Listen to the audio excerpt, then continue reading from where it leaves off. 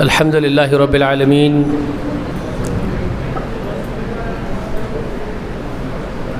وسلام علی عباد اللہ الصالحین، خصوصاً صلاۃ والسلام علی نبینا محمد وعلی آل محمد وبارک وسلم۔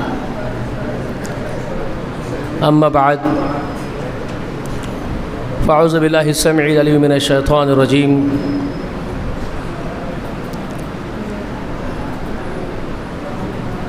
یا ایھا الناس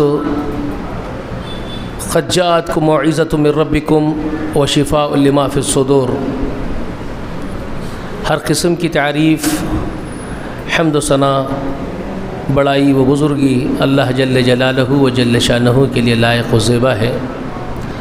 درود و سلام ہو تمام انبیاء و تمام مرسلین پر، خصوصاً اللہ کی بے شمار رحمتیں و برکتیں نازل ہو نبی آخر الزمان سید المرسلین والرحمۃ للعالمین، خاتم النبیین، امام الانبیاء، ہمارے سردار محمد رسول اللہ صلی اللہ علیہ وآلہ وسلم پر۔ اللہم صلی علی محمد وعلی آل محمد وبارک وسلم۔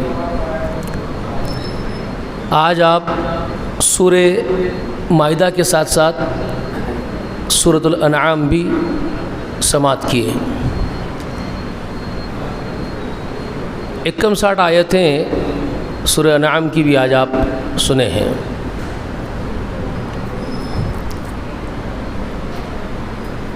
قرآن مقدس کے منتخبہ آیات، کچھ مخصوص آیات کا خلاصہ، اہم آیات کا خلاصہ جو ہم کر رہے ہیں، تو گزشتہ مہینے یعنی کل سورہ نساء کا کچھ حصہ، کچھ اہم نکات میں نے آپ کو سنائے تھے۔ اسی سورہ نساء میں سے آپ یہ بھی سن لیجئے، ایک آیت کریمہ ہے جو میں نے کہا کہ سورہ نساء کی چند آیات کو عبداللہ بن مسعود نے جو بیان کیا کہ میں بہت پسند رکھتا ہوں، ان میں سے وہ ایک یہ بھی ہے، ان اللہ لا یظلم مثقال ذرۃ، بے شک اللہ تبارک و تعالی ذرہ برابر بھی ظلم نہیں کرتے۔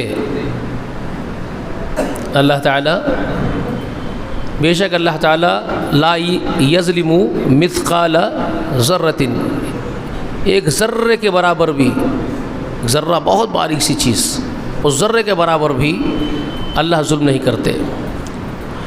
وَإِن تَكُ حَسَنَةً يُضَاعِفْهَا، اگر تم کوئی نیکی کرو تو اللہ تعالیٰ اس کو دگنی کر دیتے ہیں۔ اگر تم کوئی بھی نیکی کرتے ہو تو اللہ تعالیٰ تمہاری نیکیوں کو دگنی کر دیتے ہیں۔ یہ ہے اللہ تعالیٰ کے احسانات بندوں کے اوپر۔ وَيُؤْتِ مِن لَدُنْهُ أَجْرًا عَظِيمًا، اور پھر اس کے یہاں سے بھی اپنی شان کے مطابق اور بھی اجر عطا کرتے ہیں۔ کسی نیکی کو اللہ تعالیٰ تمہاری دگنی تو کر ہی دیتے ہیں اسی وقت، اور پھر اپنی شان کے مطابق مزید عطا کرتے چلے جاتے ہیں اس کے اوپر۔ یہ ہے اللہ کی شان، اور اللہ ذرہ برابر بھی ظلم نہیں کرتے۔ یہ بہت عظیم آیت ہے، خوشخبریوں کے بارے میں اللہ تعالیٰ کی طرف سے ملنے والی بہت عظیم بشارت ہے نا۔ ہم لوگ نیکیاں کرنے کے بجائے نیکیوں کو حقیر اور معمولی سمجھتے رہ گئے، جبکہ وہ ایک ایک نیکی ہمارے لیے وہ ذرے کو پہاڑ بنا کر کے پیش کرنے والے اللہ تعالیٰ، اس کی قدر کرنی چاہیے۔ یہ ذرہ ہی بہت کام آئے گا قیامت کے دن، اور اللہ ظلم نہیں کرتے اپنے بندوں پر، ذرے کے برابر بھی ظلم نہیں کرتے۔ تو ظلم ہم خود اپنے نفسوں پر کرتے ہیں، زیادتیاں ہماری جانب سے ہوتی ہیں۔ اس کے بعد والی آیت کریمہ میں اس کے پیچھے ایک پس منظر بھی ہے، 41ویں آیت کریمہ میں، فَكَيْفَ إِذَا جِئْنَا مِنْ كُلِّ أُمَّةٍ بِشَهِيدٍ وَجِئْنَا بِكَ عَلَىٰ هَؤُلَاءِ شَهِيدًا۔ اس کے پیچھے ایک پس منظر بھی ہے۔ ایک مرتبہ کیا ہوا تھا، رسول اکرم صلی اللہ علیہ وآلہ وسلم عبداللہ ابن مسعود رضی اللہ تعالی عنہ سے فرماتے ہیں، اب دیکھو عبداللہ ابن مسعود کا کتنا بڑا مقام ہے، کتنے بڑے رتبے کے یہ صحابی رسول اللہ کے، اللہ اکبر، کہ رسول اللہ فرماتے ہیں کہ میرا جی چاہتا ہے کہ میں کسی دوسرے سے قرآن سنوں۔ ہاں، عبداللہ بن مسعود بیٹھے تھے تو رسول اللہ نے ان کو بلا کر کے کہا، عبداللہ تو مجھے قرآن سنا، تو مجھے قرآن سنا۔ تو وہ ایک دم دل بھر گیا، ان کا آنکھیں بھر گئی۔ ایک حیرت کی بات ہے، رسول اللہ ہے وہ اور قرآن مجھ سے سننا چاہتے ہیں، قرآن تو ان کے سینے پر اترتا ہے، تو ظاہر بات ہے کتنی بڑی بات ہوگی جب رسول اللہ صلی اللہ علیہ وسلم ان سے کہہ رہے ہیں، عبداللہ تو مجھے قرآن سنا۔ تو انہوں نے کہا، رسول اللہ رونے لگ گئے، قرآن آپ صاحب قرآن، آپ کے سر مبارک پر قرآن نازل ہوتا ہے، جبریل امین آپ سے ملتے ہیں اور مجھ جیسے حقیر بندے سے آپ قرآن سننا چاہتے ہیں۔ تب رسول اللہ نے کہا کہ میرا جی چاہتا ہے کہ میں کسی سے سنوں قرآن، تو مجھے پسند ہے کہ تو سنائے مجھے قرآن۔ سوچئے کیا بات ہوگی عبداللہ کے قرآن پڑھنے میں۔ تو رسول اللہ کہتے ہیں تو مجھے قرآن سنا۔ تو عبداللہ بن مسعود کہتے ہیں کہ پھر میں اللہ کے رسول کو قرآن سنانا شروع کر دیا، پڑھنا۔ تو یہی وہ سورہ نساء کی تلاوت کر رہے تھے اور ان کو یہ پسند تھا، شاید میں نے کہا نا آپ کو پسند کرتے تھے۔ یہ پڑھ رہے ہیں عبداللہ بن مسعود، اور یہاں پر آئے، فَكَيْفَ إِذَا جِئْنَا مِنْ كُلِّ أُمَّةٍ بِشَهِيدٍ، اس دن کیا حال ہوگا، اللہ تعالیٰ فرما رہے ہیں کیا حال ہوگا اس دن جس دن ہم ہر امت میں سے ایک شہادت، ایک گواہی دینے والے کو حاضر کریں گے، ایک گواہ کو بلائیں گے اپنے پاس۔ اور وَجِئْنَا بِكَ عَلَىٰ هَؤُلَاءِ شَهِيدًا، اور اے محمد تجھ کو ہم ان سب گواہوں پر گواہ بنا کر کے بلائیں گے۔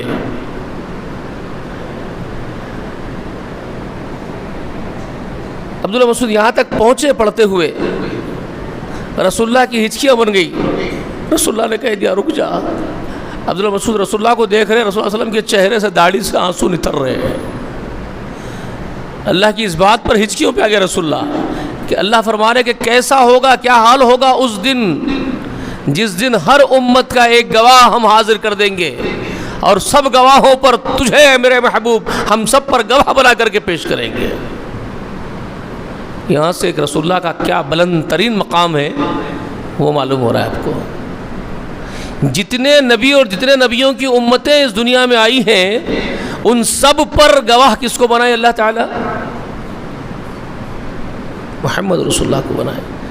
گزشتہ میں نے سورۃ البقرہ آپ کو سنائی، 43 آیت کریمہ، وَكَذَلِكَ جَعَلْنَاكُمْ أُمَّةً وَسَطًا لِتَكُونُوا شُهَدَاءَ عَلَى النَّاسِ وَيَكُونَ الرَّسُولُ عَلَيْكُمْ شَهِيدًا۔ یاد ہے؟ سَيَقُولُ کی ابتدا میں ہے، دوسرے پارے کیا؟ امت محمدیہ سے کہا نا، ہم نے تم کو اسی طرح درمیانی امت بنایا ہے، امت وسطا، یعنی نبوت کے اور قیامت کے درمیان ذمہ داری تمہارے کندھوں پر ہے، تم امت وسط ہو، درمیانہ امت تم ہو، اور شہداء علی الناس تم ہو، پورے انسانیت پر تم کو گواہی دینی ہے قیامت کے دن، کیونکہ تم نبی محمد کے امتی ہو، اور میرا نبی محمد تم پر گواہ بنے گا۔ اس سے معلوم ہوا کہ ساری انسانیت پر گواہ امت ہوگی، اور امت پر بھی گواہ محمد رسول اللہ ہوں گے، تو یہ محمد رسول اللہ سب گواہوں پر گواہ ہوں گے۔ اس بات کو سورہ نساء میں اللہ نے یہاں پر بیان کر دیا۔ کیسا ہوگا اس دن جس دن ہر ایک جماعت کا، ہر ایک امت کا ایک گواہ ہم حاضر کر دیں گے، یعنی ہر نبی کو ان کی امت پر گواہ بنا کر کے پیش کیا جائے گا، اور سب گواہوں پر گواہ بنا دیں گے محمد رسول اللہ کو صلی اللہ علیہ وسلم کو۔ وہ دن ہوگا، وہاں سے معلوم ہو رہا ہے کہ محمد رسول اللہ کا وہ مقام بلند، مقام محمود کیا ہے، وہ تعریفوں والا مقام جو اللہ نے خاص آپ کو عطا کیا ہے۔ آپ کا منصب اور آپ کا مقام یہاں سے معلوم ہوا، اور اس امت کا بھی کہ کتنی عظیم امت ہے یہ، کہ نبوت کے بعد قیامت سے پہلے ایک بہت بھاری ذمہ داری امت کے کندھوں پر رکھی گئی۔ نبوت کی ذمہ داری انجام دینے کے لیے. اب کوئی نبی نہیں آئے گا، اب کوئی نبی نہیں آئے گا. ہاں اگر عیسیٰ بن مریم اتریں گے تو وہ تو پہلے ہی نبی ہے، اللہ کے رسول صلی اللہ علیہ وسلم سے پہلے کا زمانہ ہے ان کا. وہ اپنی نبوت کا دور قائم کرنے نہیں آئیں گے، وہ ایک مخصوص کام کے لیے اٹھائے گئے، مخصوص کام کو ادا کرنے کے لیے آئیں گے. وہ آئیں گے تو محمد رسول اللہ کی امتی کی اقتداء میں نماز پڑھیں گے، اپنی شریعت نہیں چلائیں گے. یہ دور محمد ہے صلی اللہ علیہ وسلم. اس کے بعد کوئی نبوت کا دور نہیں، کسی کی نبوت کا دور نہیں. ٹھیک ہے. اسی لیے تو آپ علیہ الصلوۃ والسلام کی وہ ایک معروف روایت بھی ہے.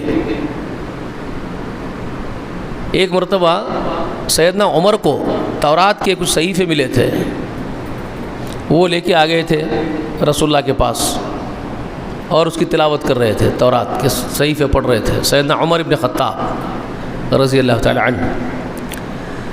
تو آقا علیہ الصلوۃ والسلام کا چہرہ متغیر ہو گیا تھا، آنکھیں ایک دم سرخ ہو گئی. ابو بکر صدیق بھی بیٹھے ہوئے تھے رضی اللہ تعالی عنہ. تو انہوں نے دیکھا کہ رسول اللہ کا چہرے کا رنگ بدل گیا ہے، آنکھیں سرخ ہو رہی ہے. تو انہوں نے سیدنا عمر کو روک دیا، کہا عمر رک جا. اور پھر اس وقت کا جو محاورتاً جو باتیں وہ کرتے تھے، وہ محاورے کی بات، تیری ماں تجھ پر روئے، دیکھتا نہیں رسول اللہ کو، رسول اللہ کے چہرے کا رنگ بدل رہا ہے اور تو پڑھا جا رہا ہے، چپ ہو تیری ماں تجھ پر روئے. اس طرح سے انہوں نے ان کو روک دیا. تو سیدنا عمر نے جب دیکھا رسول اللہ کے چہرے کو تو ڈر گئے اور ایک دم سے بول اٹھے رضیت باللہ ربا، میں تو اپنے رب ہونے کے اعتبار سے اللہ کا رب، اللہ کو اپنا رب مانتا ہوں. میرا رب اللہ ہے، میں اس بات پر راضی ہوں، اور میرا دین اسلام ہے، میں اس بات پر راضی ہوں، اور میرے نبی محمد ہے صلی اللہ علیہ وآلہ وسلم، میں اس بات سے بالکل راضی ہوں. میرا یہ ارادہ ہرگز نہیں ہے کہ میں آپ کو تکلیف پہنچاؤں، اس لیے میں نہیں پڑھ رہا تھا. میں یہ سمجھ رہا تھا کہ قدیم نبی کے صحیفے ہیں، تو بس پڑھنے لگ گیا تھا شوق میں. مجھے اندازہ نہیں تھا کہ آپ کو ناپسند ہو جائے گا میرا پڑھنا. تو واللہ میں اس بات کی قسم کھاتا ہوں، کہتے ہیں کہ میں اس بات کا وعدہ کرتا ہوں کہ میرا رب اللہ ہے، میرا دین اسلام ہے، میرے نبی محمد ہے صلی اللہ علیہ وسلم. تب رسول اللہ نے حضرت عمر سے کہا، عمر، وہ یہود اہل کتاب نصرانی وہ تو حیرت میں پڑے ہوئے ہیں، کیا تم بھی حیرت میں ہو؟ واللہ میں تمہارے پاس بالکل صاف شفاف شریعت کے ساتھ آیا ہوں. اس کے بعد کیا فرماتے رسول اللہ؟ عمر، تم جن کے صحیفے پڑھ رہے ہو، کلیم اللہ علیہ الصلوۃ والسلام کی کتاب تورات کے، اللہ کی قسم ہے عمر، اگر تم صاحب تورات کو بھی پا لیتے ہو، اب اگر تمہارے بیچ یہ صاحب تورات خود بنفس نفیس آ جائیں، یعنی موسیٰ کلیم اللہ بنفس نفیس خود اگر تمہارے درمیان اب آ جائیں، تو ان کے لیے بھی، موسیٰ کے لیے بھی میری لائی ہوئی شریعت کی اتباع کرنے کے سوا اور کوئی چارہ نہیں ہوگا. اب وہ صاحب شریعت، صاحب تورات موسیٰ خود اپنی تورات پر عمل نہیں کر سکیں گے اور اس کو نہیں نافذ کر سکیں گے. اب دور رسالت ان کا ختم ہوا، تورات کا دور، ادوار ختم ہو گئے پورے کتابوں کے. اب جو دور ہے وہ دور قرآن ہے اور دور محمد رسول اللہ ہے. اللہ نے جب مجھے مبعوث کر دیا اور قرآن نازل کر دی، تو میرا تقدیر میں آنا آخری نبی کی حیثیت سے ہے اور قرآن کا اترنا آخری کتاب کی حیثیت سے ہے. تو اب یہ زمانہ قرآن اور زمانہ محمد ہے. اگر اب موسیٰ خود بھی بنفس نفیس آ جائیں گے تو ان کو بھی میری شریعت کے اوپر اتباع کرنی پڑے گی، اسی کی پیروی کرنی پڑے گی. ان کو اپنی شریعت چلانے کا اختیار نہیں ہوگا. یہ ہے مقام محمد صلی اللہ علیہ وآلہ وسلم. ٹھیک ہے، سمجھ میں آ گئی آپ کو بات؟ جب یہ بات کلیئر ہے، اتنی وضاحت کے ساتھ رسول اللہ نے بیان فرما دی کہ اب محمد رسول اللہ کی بعثت کے بعد شریعت کے اندر کسی قسم کا رد و بدل کرنے کا اختیار حتیٰ کہ کسی ایک نبی کو بھی نہیں ہوگا. موسیٰ و عیسیٰ بھی نہیں کر پائیں گے. صحیح حدیث میں آپ صلی اللہ علیہ وسلم کا وہ بیان ہے کہ کلیم اللہ تو آسمانوں میں زندہ اٹھا لیے گئے. کون؟ روح اللہ. روح اللہ یعنی عیسیٰ بن مریم، کلیمت اللہ. کلیم اللہ موسیٰ، کلیمت اللہ عیسیٰ. کلیم اللہ یعنی اللہ سے بات کرنے والے، کلیمت اللہ یعنی اللہ کا کلمہ کن کہہ کر کے جو مریم کے رحم میں پھونکا گیا تو وہ ہو گئے. تو وہ روح اللہ بھی کہتے ہیں ان کو، اللہ کی روح. تو عیسیٰ، اب جو رسول اللہ فرماتے ہیں کہ عیسیٰ اگر زمین پہ اتریں گے، اور اتریں گے، یہ رسول اللہ علیہ وسلم کی پیشن گوئیاں ہیں، قبریں ہیں، وہ زمین پر اتارے جائیں گے واپس. ابھی ان کی قدرتی موت جو زمین پر لکھی گئی موت ہوتی ہے انسانوں کو آتی ہے. جس طرح وہ مادر رحم سے مریم علیہ السلام کی کوکھ سے پیدا ہوئے ہیں تو ان کو موت آئے گی اور زمین کی کوکھ میں ان کو دفن ہونا ہے. یہ قانون ہے اللہ کا بنایا ہوا. اس کے تحت وہ ابھی موت اختیار نہیں کر رہے ہیں، ان کو موت اللہ تعالیٰ عطا نہیں فرمائے ہیں. ابھی تدفین نہیں عمل میں آئی ہے ان کی. اللہ نے بنفس نفیس زندہ ان کو آسمانوں میں اٹھا لیا اور ایک مخصوص کام کے لیے اللہ نے اپنی حکمت کے ساتھ رکھا ہے ان کو. دجال جیسے بہت بڑے فتنے کو اور عظیم فتنے کو اور بڑے شیطان کو وہ شکست دیں گے، وہ اس کا ناش کریں گے، سروناش کریں گے. یہ انہی کے لیے خاص ہے، کوئی اور نہیں کر سکے گا. وہ جس چوٹی کا ایمان چاہیے اس کو ختم کرنے کے لیے وہ کسی کے پاس بھی نہیں ہوگا. وہ بہت بڑا ایمان والا اللہ تعالیٰ نے خود اپنے نشانی بنا کر کے رکھا ہے، پیدا کیا اس کو اور اس کو آسمانوں میں اٹھا کے رکھا ہے. اللہ تعالیٰ اس کے ذریعے سے ہی دجال کا سروناش کیا جائے گا. یہ حدیث میں اس کی خبریں موجود ہیں. تو اس کام کے لیے اللہ تعالیٰ ان کو پھر سے زمین پہ بھیجیں گے. جب دجال ہوگا زمین پر ناچ رہا ہوگا اور سب فساد مچایا ہوا ہوگا، سارے لوگوں کو تکلیفوں مسجدوں میں ڈال دیا ہوگا، سب پناہ مانگ رہے ہوں گے، اللہ کے بندے ایمان والے انتظار کر رہے ہوں گے کوئی مسیح آ جائے، کوئی چھٹکارا دلانے والا ہو جائے، تب عیسیٰ علیہ السلام اتر کر کے چھٹکارا دلائیں گے. اس سے اس کا دور شروع ہو چکا ہے. ٹھیک ہے، اب وہ خود ظاہر ہونا باقی ہے، اس کا دور چل رہا، ابھی اسی کا دور چل رہا. ابھی یہ سارے فتنے اسی کے ہیں، لیکن اب وہ خود ظاہر ہونا باقی ہے. وہ ظاہر بہت جلدی ہو جائے گا. تو اسی وقت یہ بڑی نشانیاں ہیں، علامت کبریٰ کہتے ہیں اس کو، اشراط الکبریٰ ہے یہ. ٹھیک ہے، یہ بڑی نشانیاں ہیں قیامت کی. یہ ایک سے ایک ملی بھی رہتی ہے بڑی نشانیاں. اللہ کے رسول نے قیامت کی بڑی نشانیوں کے بارے میں کیا خبر دی معلوم ہے آپ کو؟ جیسے ایک مثال دی ہے، ایک مالا موتیوں کا مالا ٹوٹ جاتا ہے تو کیا ہوتا ہے؟ کھٹ سے دھاگا ٹوٹ جائے موتیوں کا تو کیا ہوتا ہے؟ موتیاں ایک کے پیچھے ایک لگ کے باہر نکلتے ہیں، ایک کے ساتھ ایک ٹک ٹک ٹک ٹک ایک ساتھ باہر نکلتے ہیں. تو اس کی مثال دی رسول اللہ، جیسے مالا ٹوٹتا ہے تو موتی ایک کو ایک لگی ہوئی باہر نکلتی ہے، تو ویسے ہی یہ بڑے نشانیاں ایسے ہی ظاہر ہوں گی، ایک کے ساتھ ایک کے ساتھ ایک میں ایک پروئی ہوئی ہے. اس کا دور اس کے ساتھ چمٹا ہوا ہے پورا بڑی نشانیوں کا. وہ جلدی جلدی آئیں گی اور قیامت آ جائے گی. ٹھیک ہے، تو وہ شروع ہونے کو ہے اب ان قریب. بڑے نشانیاں ہی شروع ہونے کو ہے، اب چھوٹے ختم ہو چکے ہیں پورے. ٹھیک ہے، اب بڑی نشانیوں کا انتظار ہے. تو دجال، امام مہدی، عیسیٰ بن مریم، یہ سب جڑے ہوئے ہیں ساتھ ہی ساتھ. بڑے نشانیاں، ملحمہ کبریٰ، سمجھ رہے، بڑی جنگ، خریز جنگ، وہ سارے نشانیاں بڑی بڑی، دابت الارض، یہ سب بڑی بڑی نشانیاں ہیں. یہ سب ایک کے ساتھ ایک رہے گی. یاجوج ماجوج آ جائیں گے، سب ہو جائے گا. اس کے بعد قیامت بوریا بستر لپٹ لیا جائے گا، قصہ ختم ہوگا. تو جب عیسیٰ علیہ السلام اتریں گے، دجال کو فنا کریں گے اور امام مہدی کا ہی وہ دور ہوگا. تو وہ تو ہوگا. تو میں یہ کہہ رہا ہوں آپ کو کہ اب اگر عیسیٰ بن مریم بھی آئیں گے، رسول اللہ صلی اللہ علیہ وسلم خبر دیے ہیں اس کی، ان کو دمشق میں مسجد کے مینارے کے پاس لا کر کے فرشتے اپنی پیٹھ پر بٹھا کے لائیں گے. فرشتے وہ فرشتوں کی پیٹھ پر ان کے پروں پر ہاتھ ٹیکے ہوئے آئیں گے. ان کی زلفوں سے پانی نتھر رہا ہوگا. اور یہ جب ان کو چڑھائے تھے، آسمان میں لے کے چڑھے تھے، اس وقت وہ غسل کر کے آئے تھے. رسول اللہ خبر دی اس کی. وہ غسل کر کے نکلے باہر.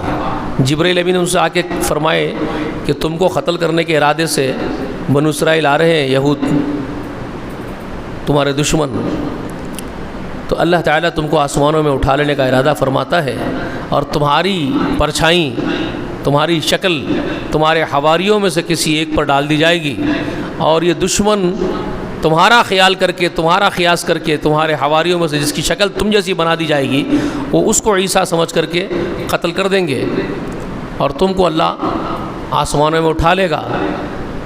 یہ خبر آپ نے سنا دی. تو آپ غسل کر کے آئے، اور اپنے حواریوں سے، اس وقت 12 آدمی وہاں پر بیٹھے ہوئے تھے ان کے قبیلے کے، ان کے حواریوں میں سے. تو انہوں نے ان سے پوچھا کہ یہ سارا واقعہ سنا دیا انہوں نے، ایسا ایسا ہوگا. اللہ تعالیٰ کا یہ منصوبہ ہے، اللہ نے یہ فرمایا ہے کہ میری چھوی کسی پر ڈالی جائے گی، کسی کی شکل میری شکل بنائی جائے گی، پھر اس کو میری جگہ قتل کیا جائے گا، وہ لوگ کریں گے دشمن، اور مجھے اللہ اٹھا لے گا. تو تم میں سے کون تیار ہے اس کام کے لیے کہ میری صورت اس کی بنا دی جائے؟ چپ، کوئی آواز نہیں کرتا. ان میں سب سے کم عمر کے ایک صحابی تھے ان کے حواری، وہ کھڑے ہوئے، انہوں نے کہا میں تیار ہوں آپ کی خاطر اپنی جان دینے کے لیے، مجھ پر آپ کی چھوی ڈال دی جائے اور مجھے قتل کر دیا جائے، میں راضی ہوں. عیسیٰ بن مریم نے ان کو دیکھا، مسکرایا، کہا تم بیٹھ جاؤ. ان کو بٹھا دیے. پھر پکارے تم میں سے کوئی ہے جو اس بات کو پسند کرے کہ میری شکل اختیار کر لے اور میری جگہ قتل ہو جائے؟ کوئی نہیں اٹھا. پھر وہی نوجوان کھڑا ہوا، نبی اللہ میں تیار ہوں اس بات کے لیے کہ مجھ پر شکل آپ کی شکل مجھے دی جائے اور مجھے قتل کیا جائے. پھر مسکرائے، کہا بیٹھ جاؤ. پھر وہ بیٹھ گئے. اس طرح 12 مرتبہ پوچھا انہوں نے، کوئی ہے، کوئی ہے؟ 12 مرتبہ وہی نوجوان اکیلا کھڑا ہوا، میں ہوں تیار. عیسیٰ بن مریم نے کہا بہت اچھا، پھر تو ہی ہے. اس کے بعد آپ نے کہا کہ تم 12 جو میرے حواری ہو، تم میں کا ہر فرد 12 مرتبہ کفر کرے گا. یہ کہہ کر کے وہ چلے گئے آسمانوں. اللہ نے ان کو اٹھا لیا. یہ بدنصیبی ہے ان کی امت کی. میرے آقا کی امت پر سلام ہو. آقا ایک لفظ پکارتے تھے، کئی پورے کے پورے اٹھ جاتے تھے میرے رسول اللہ کے صحابہ. سلام ہو رسول اللہ کے صحابہ پہ. ویسی جماعت ہی نہیں آئی ہے، نہ پہلے نہ بعد میں. فرمانبردار، اطاعت گزار، سمعنا واطعنا والی جماعت یہ رسول اللہ کی جماعت تھی، محمد رسول اللہ کی. تو الغرض پھر یہ اس نوجوان کے اوپر چھوی ڈال دی گئی عیسیٰ بن مریم کی، اور اس کو انہوں نے پھر وہ صلیب پہ لٹکا دیا، چڑھا دیا، سولی چڑھا دی. اور یہ اپنے گمان میں سمجھ گیا کہ ہم نے عیسیٰ کو قتل کر دیا. اللہ نے ان کو آسمانوں میں اٹھا لیا. تو جب وہ غسل کر کے آئے تھے اور پانی نتھر رہا تھا زلفوں سے ان کے، ویسے اٹھایا گیا ان کو آسمانوں میں. تو رسول اللہ علیہ وسلم فرما رہے جب وہ اتریں گے، فرشتوں کے پروں پر اپنے ہاتھ رکھے ہوئے آئیں گے، تو ویسے ہی زلفوں سے پانی نتھر رہا ہوگا ان کے جیسے وہ چڑھے تھے. تو کیا معلوم ہو رہا ہے؟ کچھ سمجھ میں آ رہی ہے باتیں؟ کچھ پڑھ لے پڑھ رہی ہے؟ کچھ بھی پڑھ لے نہیں پڑھ رہی ہے ہمارے. حالانکہ کئی سال ہو چکے ہیں، 2000 سال. آج کون سی عیسوی چل رہی ہے؟ یہ 2023 عیسوی. یہ عیسوی جو بول رہے ہیں آپ وہ عیسیٰ علیہ السلام کے اسی دور سے ہے. تو 2023 سال. سمجھ میں آئی بات آپ کو؟ 2023 سال ہو گئے نا. لیکن وہ آئیں گے تو ابھی جیسے کہ چڑھے تھے اور ابھی اترے ہیں، پانی نتھر رہا ہوگا ویسے زلفوں سے، جیسے چڑھتے وقت پانی نتھر رہا تھا زلفوں سے. تو کیا معلوم ہوا؟ کچھ وقفہ ہی ہوا، کچھ سیکنڈ ہی ہوئے وہ چڑھ کر کے اترے ہیں، کچھ سیکنڈوں میں. ایسا کیوں؟ ایسا کیوں ہے؟ کچھ پڑھ لے پڑی بات. یہی قرآن مجید میں اللہ تعالیٰ حساب بتاتے ہیں کہ ہمارے جو اوامر ہیں وہ ایسے دن میں ہمارے پاس چڑھتے ہیں جس کی مقدار تمہارے اوقات کے حساب سے تمہارے جو دن بنتے ہیں، تمہارے 50,000 سال بنتے ہیں، ہمارا ایک دن ہوتا ہے۔ قرآن میں اللہ فرماتا ہے ہمارا ایک دن ہوتا ہے، تمہارے 50,000 سال نکل جاتے ہیں، ہمارے یہاں ایک دن کا حساب ہوتا ہے۔ وہ بھی ہم کو کیا پڑھنے پڑے گا؟ میں نے کہا نا آپ سے، متشابہات ہے یہ ہمارے پڑھنے ہی نہیں پڑیں گے، تمثیلیں ہی۔ اگر آپ سورہ حشر پڑھتے ہیں تو سورہ حشر میں اللہ نے کیا فرمایا؟ یا ایھا الذین آمنوا اتقوا اللہ ولتنظر نفس ما قدمت لغد۔ ایمان والو اللہ سے ڈرو اور تم میں کا ہر نفس یہ دیکھ لے کہ کل کے لیے سامان کیا اکٹھا کیا ہے۔ کل کے لیے، کل کیا؟ حساب کا دن، یوم الآخرہ، یوم الحشر، یوم الحساب، قیامت، اس کو کل کہا اللہ نے۔ کل کے لیے کیا جمع کرے دیکھ لو۔ مطلب کیا معلوم ہو رہا ہے؟ پوری دنیا کی عمر کیا ہے؟ ایک دن۔ اسی لیے قرآن میں بہت سے مقامات پر ایسا آتا ہے، جب حشر کے دن کھڑے کریں گے، پوچھیں گے کم لبثتم، کتنے دن جیے رہے دنیا میں؟ تو کیا بولے گا ایک بولنے والا؟ یوم او بعد یوم۔ کیا بولیں گے؟ لبثنا یوم او بعد یوم۔ ہم دنیا میں رہے ہوں گے ایک دن یا دن کا کچھ حصہ، دن یا دن کا کچھ ادنا حصہ، بس اتنی کہانی آپ کی، چند لمحوں کی کہانی، چند سیکنڈوں کی کہانی، جس میں ادھم مچا کے رکھ دی ہے دنیا میں۔ سمجھ میں آئی بات آپ کو؟ تو عیسیٰ بن مریم جب اتر رہے تو ویسے ہی زلفوں سے پانی نہیں تھر رہا جیسے کہ چڑھے تھے، یوں گئے یوں آئے، اور ہزاروں برس بیچ میں نکل گئے آپ کے۔ سمجھ رہے بات کو؟ تو یہ وہ حقائق میں اس لیے بتا رہا ہوں۔ یہ سب کچھ بولنے کا مقصد یہ ہے کہ یہ رسول صلی اللہ علیہ وسلم کا مقام یہ ہے کہ سب گواہوں پر رسول اللہ کو اللہ نے گواہ بنا دیا۔ اس لیے رسول صلی اللہ علیہ وسلم کی آنکھوں سے آنسو بے ساختہ جاری ہو گئے تھے۔ عبداللہ مسعود کہتے ہیں مجھ سے کہا رک جا، جب میں پڑھ رہا تھا روک دیا مجھے۔ تو یہ ایک واقعہ سورہ نساء کے اندر جو پیچھے ہے وہ بھی میں نے آپ کو سنا دیا۔ بہت ساری چیزیں میں نے کہا آپ سے کہ سب سے زیادہ زور ہے رسول اللہ کی اطاعت پر اس صورت کے اندر۔ دیکھیے 10:30 ہو گئے ہیں، بہت ہے۔ بنساء بولوں گا، پھر اس کے بعد مائدہ بولوں گا، پھر اس کے بعد مائدہ کے بعد انعام بھی شروع ہو گئی ہے۔ میں نے کہا 59 آیتیں تو انعام کی بھی آج حافظ صاحب آپ کو سنا دیے ہیں۔ تو قرآن تو پورا وہ سناتے رہیں گے، مگر ہمارے پڑھ لے کیا پڑھ رہا ہے اس میں سے؟ تو میں گائے مائیں کچھ تو باتیں رکھ دوں، کچھ تو رکھ دوں حصہ۔ اس لیے میں بساط بھر کوشش کر رہا ہوں آپ کے سامنے کہ کچھ تو رکھ دوں آپ کے سامنے۔ تو سن لیجئے، ایک بہت اہم سنا دیتا ہوں مقام۔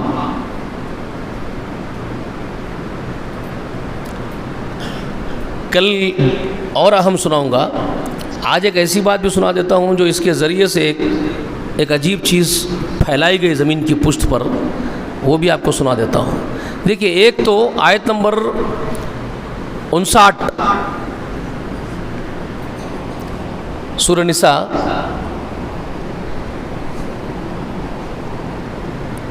اس لیے ضروری ہے کہ آپ اور ہم جو ہے قرآن مقدس سے جڑے رہیں اور حق کے راستے پر جڑے رہیں۔ اس لیے سنا رہا ہوں، راہ حق اور صراط مستقیم پر جڑے رہیں ہم لوگ، وہاں سے نہ ہٹیں، اس لیے سنا رہا ہوں، ورنہ اور کوئی بات نہیں ہے۔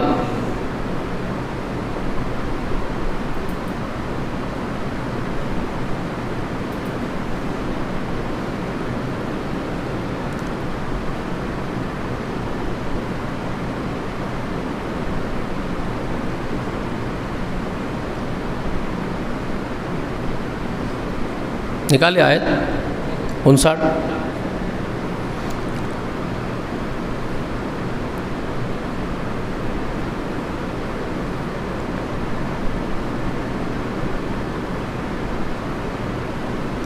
یا ایھا الذین آمنوا، یہ لفظ جہاں پر بھی آتا ہے اللہ خطاب کرتے ہیں کس سے؟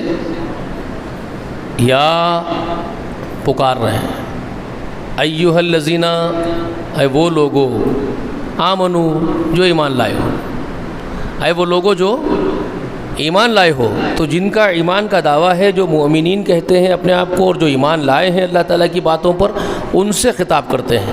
عبداللہ ابن عباس رضی اللہ تعالی عنہما کا ایک قول ہے، وہ کہتے ہیں جہاں پر بھی یا ایھا الذین آمنو یہ آ جائے آیت، تو مومنوں کو چاہیے اپنے کان کھڑے کر دیں، الرٹ ہو جائیں، چوکنے ہو جائیں۔ وہ کہتے ہیں مومنوں کو چاہیے کہ وہ فوراً چوکنے ہو جائیں، کان کھڑے کر دیں، الرٹ ہو جائے۔ کیا مطلب ہے ان کا بولنے کا؟ اور وضاحت بھی کر رہے ہیں وہ، اس لیے کہ ان کا رب ان سے مخاطب ہو رہا ہے۔ اب ان کا رب ان کو کسی کام کے کرنے کا حکم دے گا یا کسی چیز سے منع کر رہا ہوگا۔ جب بھی یہ بات پکاری جائے قرآن میں، یا ایھا الذین آمنو سنے قرآن میں، تو مومن فوراً ایک دم پورے چوکنے ہو جائیں، پورا کانسنٹریٹ ادھر کر دیں، الرٹ ہو جائے ایک دم۔ کیوں؟ وہ کہہ رہے ہیں کہ کیونکہ ان کا رب ان کو کسی کام کے کرنے کا حکم سنا رہا ہوگا یا کسی کام سے منع کر رہا ہوگا کہ یہ مت کرو۔ یہ بولنے کے لیے اللہ ان کو پکار رہا ہے یا ایھا الذین آمنو، تو فوراً کانوں کو کھڑے کر دینا، الرٹ ہو جانا۔ تو اب یہاں اللہ تعالیٰ یہ پکار رہا ہے یا ایھا الذین آمنو، اے وہ لوگوں جو ایمان لائے ہو۔ بولتے اب ہم کیا کریں گے؟ جی فرمائیے، رب پکار رہا آپ کو، اے لوگوں جو ایمان لائے ہو، بولو تو آپ کیا بولیں گے؟ جی رب اعلیٰ وسیم، ہم حاضر ہیں، ہم سن رہے ہیں۔ آپ کیا فرماتے ہیں؟ تو اللہ تعالیٰ کیا فرما رہے ہیں؟ اطیعوا اللہ واطیعوا الرسول، اطیعوا اللہ واطیعوا الرسول، اللہ کی اطاعت کرو اور رسول اللہ کی اطاعت کرو۔ کتنے ہو گئے؟ دونوں کے لیے اطیعوا اللہ واطیعوا الرسول، اطاعت اللہ کی کرو، اطاعت رسول اللہ کی کرو۔ یہ بول دیا نا۔ اب کیا بول رہے ہیں اس کے بعد تیسرے نمبر پر، تھرڈ، وَأُولِي الْأَمْرِ مِنْكُمْ، کیا بول رہے ہیں؟ وَأُولِي الْأَمْرِ مِنْكُمْ، اور تمہارے اندر کے اولو الامر کی کیا کرو؟ اور تمہارے اندر سے اولو الامر کی کیا؟ اطاعت کرو۔ ٹھیک ہے، یہاں لفظ اطاعت لکھا ہوا نہیں ہے متن میں، لفظ اطاعت دونوں کے لیے لکھا ہوا ہے۔ کن دونوں کے لیے لکھا ہوا ہے؟ اطیعوا اللہ واطیعوا الرسول، اطاعت اللہ کی کرو، اطاعت رسول اللہ کی کرو، وَأُولِي الْأَمْرِ مِنْكُمْ، اور اپنے اندر سے اولو الامر کی بھی۔ ٹھیک ہے، سمجھ لو بات کو۔ اب میں ابھی خلاصہ سمجھاؤں گا آپ کو، ترجمہ کر رہا ہوں۔ اس کے بعد کیا فرماتے ہیں؟ اور اپنے اندر سے اولو الامر کی۔ فَإِن تَنَازَعْتُمْ فِي شَيْءٍ، فَإِن تَنَازَعْتُمْ فِي شَيْءٍ، پس اگر تنازع ہو جائے تم میں کسی چیز میں، فَإِن تَنَازَعْتُمْ فِي شَيْءٍ، پھر تم میں تنازع ہو جائے کسی شے میں بھی، فَرُدُّوهُ إِلَى اللَّهِ وَإِلَى الرَّسُولِ، تو اس تنازع کو پلٹا دو اللہ کی طرف اور رسول اللہ کی طرف۔ ان کنتم تؤمنون باللہ والیوم الآخر، اگر تم ایمان والے ہو، اگر تم ایمان رکھتے ہو اللہ پر اور آخرت کے دن پر، ذالک خیر واحسن تأویلا، یہی عمدہ ہے، بہت اچھا ہے، اور انجام اسی کا اچھا ہے، انجام بھی اسی کا اچھا ہے۔ یہ ہے آیت کریمہ، یہ میں نے آپ کو ٹرانسلیشن کر کے سنا دیا، لفظ ٹو لفظ، ورڈ ٹو ورڈ۔ اب تھوڑا سا خلاصہ بھی ہو جائے۔ ایمان والو، اطاعت کرو اللہ کی، اطاعت کرو رسول اللہ کی۔ دونوں اطاعتوں کو مخصوص کیا گیا، دونوں کے لیے اطیعو اطیعو کا لفظ استعمال کیا گیا، اطیعو اللہ، اطیعو رسول اللہ۔ اطاعت کرو اللہ کی، اطاعت کرو رسول اللہ کی۔ دونوں اطاعتوں پر زور کے ساتھ اطیعو کا لفظ ہے، ان دونوں پر فوکس کیا گیا، ان دونوں پر زور دیا گیا، دباؤ ڈالا گیا، اللہ کی اطاعت پر، رسول کی اطاعت پر۔ اور تیسرے نمبر پر جو رکھا گیا وَأُولِي الْأَمْرِ مِنْكُمْ، اس پر اطیعو کا لفظ نہیں ہے، اس کے لیے اطیعوا کا لفظ استعمال نہیں کیا قرآن نے. اور اپنے اولو الامر کی کیا کرو تو اطاعت کرو. ہم جب بولیں گے اطاعت کرو تو کہاں سے لیں گے ہم اطاعت کرو؟ اوپر سے لیں گے. اطیعوا اللہ و اطیعوا رسول اللہ میں سے ہم لیں گے کہ ان کی بھی اطاعت وہاں سے آ رہی ہے، شامل ہو گئی اس میں. تو کلیئر ہو گیا کہ ان کی اطاعت مشروط ہے ان دو اطاعتوں میں سے نکالی جائے. اللہ کی اور رسول اللہ کی اطاعت میں سے یہ تیسری اطاعت نکلے. یہ تیسری اطاعت پرٹیکولر مخصوص نہیں ہے، وہ دونوں پرٹیکولر مخصوص ہے. اللہ کی اطاعت، رسول اللہ کی اطاعت، یہ دونوں اطاعتوں کا زور ہے، اس کا حکم ہے، اس پر زور دیا گیا. تیسری اطاعت ان دونوں کے اندر سے نکالی گئی، ٹھیک ہے. اور اس کے بعد میں اس کو کنڈیشنل بنا دیا گیا. ایگزیکٹلی اسی آیت کے اندر بھائی کہیں اور سے لینے کی بھی ضرورت نہیں ہے. چلو اجتہاد کرنا ہے، تفسیر کرنا ہے، کہیں اور سے لانا ہے، جوڑنا ہے، کچھ بھی نہیں جوڑنا ہے. اسی کے اندر پھر اس کو مشروط کر دیا گیا. فَإِن تَنَازَعْتُمْ فِي شَيْءٍ، بس اگر تم میں کوئی تنازع ہو جائے. تیسری اطاعت جو ہم تم سے کہہ رہے ہیں کہ اپنے اولو الامر کی اطاعت کرو ان دونوں اطاعتوں کے دائرے میں، لیکن اگر تم میں اور اولو العزم میں کوئی تنازع پیش آ جائے تو اس تنازع کو کیا کرو؟ فَرُدُّوهُ إِلَى اللَّهِ وَإِلَى الرَّسُولِ، تو اس کو تم پلٹاؤ اللہ کی طرف اور رسول اللہ کی طرف. فَرُدُّوهُ إِلَى اللَّهِ وَرَسُولِهِ، اللہ اور رسول کے رسول کی طرف پلٹا دو. کس کو پلٹا دو؟ تنازع کو. تنازع کو پلٹا دو اللہ کی طرف اور رسول اللہ کی طرف، ٹھیک ہے. اور اس کے اوپر پھر ایک مزید زور، تاکید، سخت شرط کیا لگا دی؟ سخت شرط کیا لگائے؟ ان کنتم تؤمنون باللہ والیوم الآخر، اگر تم اللہ پر اور آخرت پر ایمان رکھتے ہو تو اس تنازع کو اللہ کے اور اس کے رسول طرف پلٹاؤ. پھر کہا گیا ذالک خیر،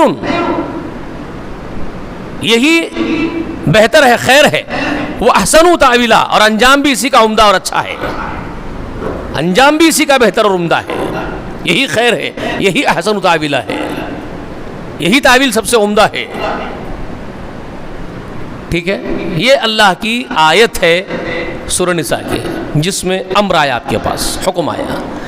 اب رہی بات یہ سمجھنے کی کہ یہ اولو الامر کون؟ اولو الامر جو کہا جا رہا ہے یہاں پر، اللہ کی اطاعت سمجھ میں آ گئی، وہ تو اللہ ہے کائنات کل کا بادشاہ، اس کی اطاعت کرو فرما رہے ہیں. اور اطیعوا رسولہ بھی سمجھ میں آ گیا کہ محمد رسول اللہ کی اطاعت کرو، یہ فرما رہے ہیں. اب یہ اولو الامر منکم جو ہے، تم میں سے اولو الامر یہ کون ہوں گے؟ جی یقیناً سورہ نساء میں جو بات پیچھے چلی آ رہی ہے وہ اہل امر کے لیے ہی ہے. اولو الامر یعنی تو وقت کا خلیفہ، امیر المومنین، جو مسلمانوں کا ذمہ دار ہوگا، خلیفہ ہوگا، اس کی اطاعت کرو، امیر کی اطاعت کرو، یہ مراد ہے. یہی مراد ہے اس پوری تفسیر کے اندر. لیکن ایک ابن عباس رضی اللہ تعالی عنہما کا قول ہے. اب وہ بہت دانشمند، دراندیش، بردبار صحابی ہے. رسول اللہ نے ان کے حق میں دعا کی، ان کو اپنی چادر میں لپیٹے رسول اللہ سینے سے لگائے اور ان کے لیے دعا کرے تھے کہ اللہ عبداللہ کو قرآن کا علم عطا فرما دے، کلام اللہ کا علم عطا فرما دے. تو وہ بحر العلوم کہلاتے تھے صحابہ کے، پورے صحابہ کی جماعت میں صحابہ بولتے تھے ان کو. علم کے سمندر ہے یہ عبداللہ ابن عباس، اور قرآن کے بہت بڑے مفسر ہے، وہ عظیم مفسر ہے قرآن کے. کون سی آیت کب اتری ان کو معلوم تھا، کس پر اتری ان کو معلوم تھا، کس کے لیے اتری ہے، مطلب کس کے خاطر رسول اللہ پہ جو آیتیں اتر رہی ہے تو کون سی کس زمانے میں کس کے خاطر اتری تھی، کب کس واقعے پر اتری تھی، وہ سارا علم ان کے پاس تھا. وہ بحر العلوم تھے اور کیا مراد ہے اس سے وہ سب کچھ جانتے تھے. وہ اللہ تعالیٰ کے اس بیان سے کیا کیا مرادیں ہیں وہ ساری چیز جانتے تھے. تو وہ چوٹی کے مفسر ہے، مفسر اعظم ہے وہ. تو وہ کہتے ہیں اولو الامر سے فقہائے علم، فقہائے اسلام، یہ اہل علم جو ہے، جو فقہ رکھنے والے، سمجھ رکھنے والے، دین کی سمجھ جن کو اللہ نے عطا کر دی، وہ فقہا اور وہ علماء مراد ہیں. کون کہہ رہے ہیں یہ بات؟ ابن عباس رضی اللہ تعالی عنہما یہ بات فرما رہے ہیں کہ اولو الامر سے فقہاء اکرام جو دین کی سمجھ رکھنے والے علماء دین ہیں وہ مراد ہیں. ان کی بات کتنی دور تک ہے دیکھیے.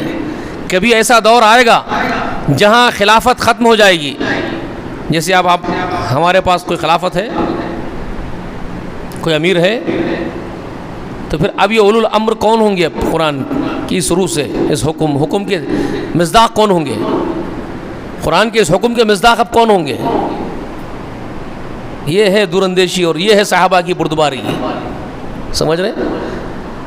امیر اور اہل علم بھی مراد ہوں گے اس کے اندر. وہ بتا رہے ہیں جو دین کی سمجھ رکھتے ہیں اور دین کے مسائل بتائیں گے وہ بھی ہے اولو الامر میں, ان کی اطاعت بھی کرنی ہے آپ کو. لیکن یہاں کلیئر بات یہ ہے کہ چاہے وہ امیر المومنین ہو چاہے وہ فقہاء اکرام ہو, ان کی اطاعت از خود نہیں ہے. تیسرے نمبر پر اللہ کی اور اس کے رسول کے اطاعت میں ان کی اطاعت ہے. اللہ کی اور اس کے رسول کی اطاعت مستقل ہے, مستقل اطاعت اللہ کی اور اس کے رسول کی ہے. ان کی اطاعت مشروط ہے, ان کی مستقل اطاعت نہیں کی جائے گی, مطلقاً اطاعت نہیں کی جائے گی. ان کی اطاعت کیا ہے؟ مشروط ہے, دائرے میں ہوگی. اللہ اس کے رسول کی اطاعت کے دائرے میں ان کی اطاعت کی جائے گی. یہی حکم رسول اللہ صلی اللہ علیہ وسلم نے دیا اور یہی باتوں کا درس دیا, سمجھایا بھی, اس کو کلیئر بھی کر دیا. یہ واقعات بھی ہیں ایسے رونما ہوئے زمین میں جس سے یہ مسئلے کلیئر ہو بھی گئے, رسول اللہ کی حیات طیبہ میں کلیئر ہو گئے. ایک صحیح حدیث ہے, اللہ کے رسول صلی اللہ علیہ وسلم ایک معرکے کے لیے ایک وفد بنا کر کے بھیجے. صحیح حدیث ہے مستند. ایک وفد بھیجے, رسول اللہ بھیجے اپنے ہاتھوں سے, اپنے حکم سے, اپنے سامنے, اپنے حیات طیبہ میں, اور ایک شخص کو ان کا امیر بنا دیے. ایک شخص کو اس وفد کا, اس جماعت کا امیر بنا دیے. اور جماعت کے لوگوں کو جو ماتحت تھے اس امیر کے, ان لوگوں کو رسول اللہ نے کہا کہ اس کی اطاعت کرنا, یہ جو کہتا ہے اس کی اطاعت کرنا, میں تمہارا امیر اس کو بنا کے بھیج رہا ہوں, اس کی اطاعت. صحیح حدیث ہے یہ. تو ساتھ ہو لیے, سب چلے گئے, بات کو سن لیا, رسول اللہ کی سراکوں پر رکھ لیا کہ اس کی اطاعت کرنے کا حکم دیا رسول اللہ, اس کی اطاعت کرنی ہے. اب وہ صاحب بھی ذرا وہ ان کے اندر بھی ایک قسم کا وہ زام پیدا ہو گیا کہ اللہ کے رسول میرے کو اتنا بڑا رتبہ دے دیے کہ میری اطاعت کرنا ان لوگوں کو بول دیے. تو اب انہوں بھی آزمائش پر ڈال دیے صحابہ کو. اب یہ انہوں کیا ڈال دیے؟ مشیت الہی سے ہو رہا ہے سب کچھ. یہ ہوتا ہے, اللہ تعالیٰ ایسا کرواتے ہیں, پھر اس کی وضاحت بھی کرواتے ہیں اللہ تعالیٰ. یہ اللہ کی سنت ہے. اللہ کی سنت یہی ہے. اللہ ایسے ہی ہم کو قرآن سمجھائے, تھوڑا تھوڑا اسی لیے اتارے رسول اللہ پہ, ماحول کریٹ کرتے تھے, پھر آیتیں اتارتے تھے تاکہ معلوم ہو جائے کہ یہ ماحول میں یہ حکم پر عمل کیسا ہوتا ہے. اسی لیے اللہ تعالیٰ ماحول کریٹ کرتے گئے, قرآن نازل کرتے گئے محمد رسول اللہ کے اوپر, اور سمجھاتے گئے کہ یہ ماحول ہو, یہ مسئلے پیش آئے تو یہ حکم ہے. یہ اللہ کی تدبیریں ہیں, باری تعالیٰ کی تدبیریں یہی ہیں. تو وہاں پر بھی ماحول کریٹ کیا گیا وہ سمجھانے کے لیے. رسول اللہ ان کو بول دیے کہ ان کی اطاعت کرنا, یہ امیر ہے تمہارا. ساتھ وہ چلے گئے. اب گئے تو کہیں پڑاؤ ڈالے. امیر خود بولے, جو امیر بول رہا ہے وہ صاحب آپ کر رہے ہو, جو گئے ساتھ میں. امیر بولا رک جاؤ, رک گئے. پڑاؤ ڈالو, پڑاؤ ڈال دیے. یہاں ٹھہرنا ہے, ٹھہر گئے. اب وہ امیر اپنی چلاتے جا رہا ہے, منواتے جا رہا ہے ان لوگوں سے. کہا جاؤ لکڑیاں جمع کر کے لاؤ. صحابہ پورے گئے, جنگل میں پھر کے لکڑیاں توڑ توڑ کے لائے. امیر صاحب لکڑیاں لا لیے, ہم لائے, رکھ دو, رکھ دیے. اس میں آگ لگاؤ. امیر صاحب بولتے جا رہے ہیں اس میں آگ لگاؤ. انہوں اس میں آگ لگا دیے, لکڑیوں میں آگ بھڑک گئی. امیر صاحب آپ بولے آگ جلاؤ, ہم جلا دیے. تو امیر صاحب بول رہے ہیں کود جاؤ آگ میں. اب بولو, کود جاؤ آگ میں. اب صحابہ اکرام ایک کی صورت ایک دیکھ رہے ہیں, اور بعض صحابہ بول رہے اللہ کے رسول بولے اس کی اطاعت کرو. رسول اللہ ہمارے کو بول کے بھیجے ان کی اطاعت کرنا, کود جائیں گے. دوسرے صحابہ جو دین کی سمجھ رکھتے تھے, یہاں ابن عباس کی وہ بات بھی سامنے آ رہی ہے, دین کی سمجھ رکھنے والے فقیہ وہ اولو الامر میں امیر سے بھی زیادہ وزن رکھتے ہیں. بعض اوقات میں امیر المومنین سے بھی زیادہ اہمیت کے حامل اولو الامر میں کون لوگ ہوتے ہیں؟ جو جن کے پاس دین کی سمجھ ہو. یہ ہے ابن عباس کی وہ دور اندیشی، وہ دانش مندی، وہ عقل ابن عباس کے پاس. سمجھ میں آ رہی ہے بات آپ کو؟ اسی لیے بولے تمہارے اولو الامر میں کون مراد ہے؟ فقہا، تمہارے دین کی سمجھ رکھنے والے، ایک ایک بات کو جانتے تھے، رسول اللہ سے سیکھے تھے وہ. سمجھ رہے ہیں؟ تو اب جن کے پاس دینی سمجھ تھی صحابہ میں، وہ بولے ٹھہرو مت کودو. تو وہ صحابہ بول رہے ہیں رسول اللہ کا حکم ہے اس کی اطاعت کرنا. اب یہ کودو بول رہے ہیں امیر ہے ہمارے، اب ہمارا کام کودنا ہے، اطاعت کرنا ہے. تو وہ صحابہ جو فقیہ ہے، دین کی فقہ ان کے پاس ہے، وہ کہہ رہے ہیں غلط. اللہ اور اللہ کا رسول ہم کو آگ سے بچنے کا حکم سناتا ہے. اللہ کا اور اللہ کے رسول کا حکم کیا ہے؟ اللہ نے کیا حکم دیا؟ قوا انفسکم واہلیکم نارا، اپنے آپ کو، اپنے اہل و عیال کو آگ سے بچاؤ، نار سے بچاؤ کا حکم ہے. قرآن و سنت میں رسول اللہ کا اور اللہ کا حکم یہ ہے آگ سے اپنے آپ کو اور اپنے اہل کو بچاؤ. تو یہ ان کا جو حکم ہے یہ اللہ کے اس کے رسول کے حکم کے اگینسٹ ہے.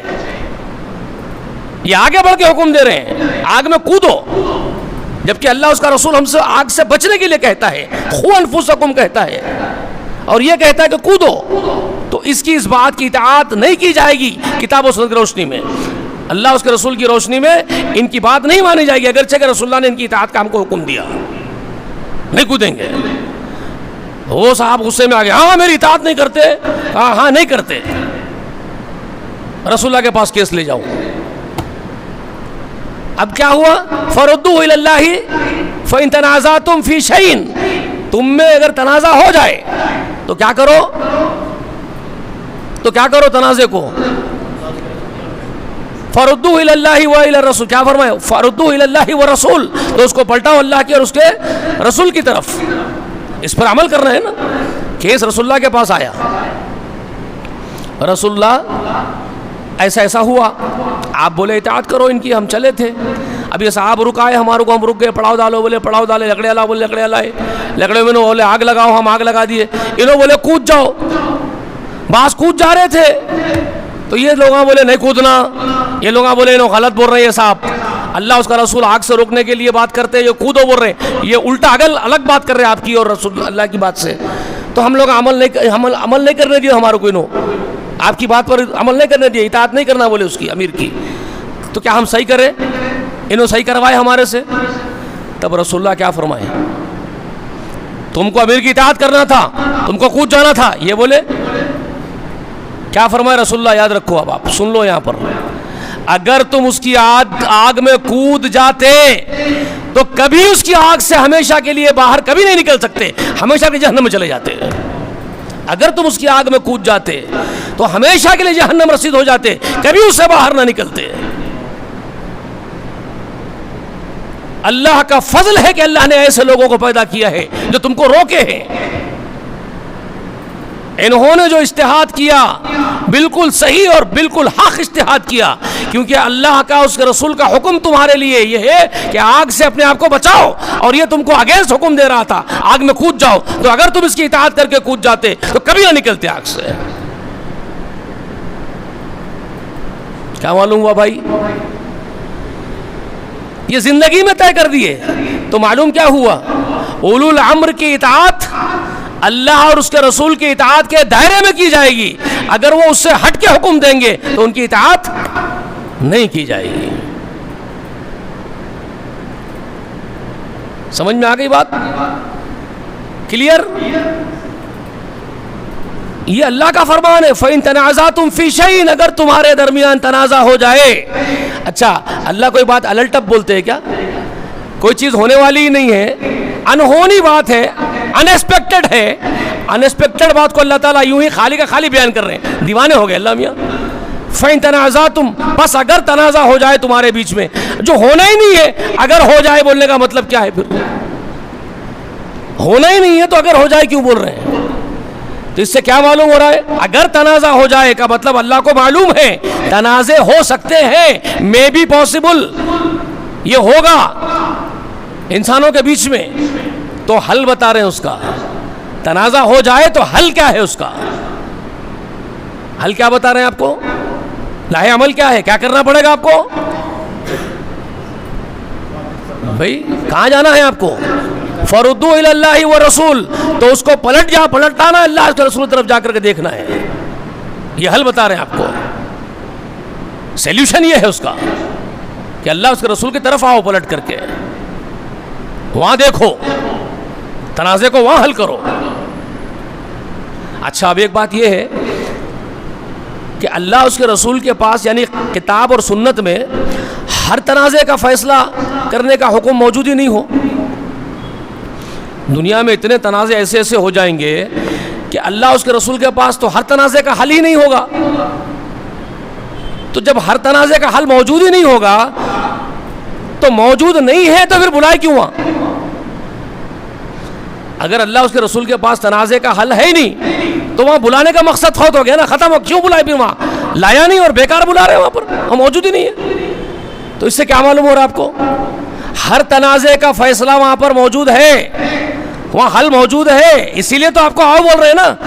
موجود نہیں ہے تو کیوں بلاتے ہیں؟ آپ کو دعوت کیوں دے رہے ہیں؟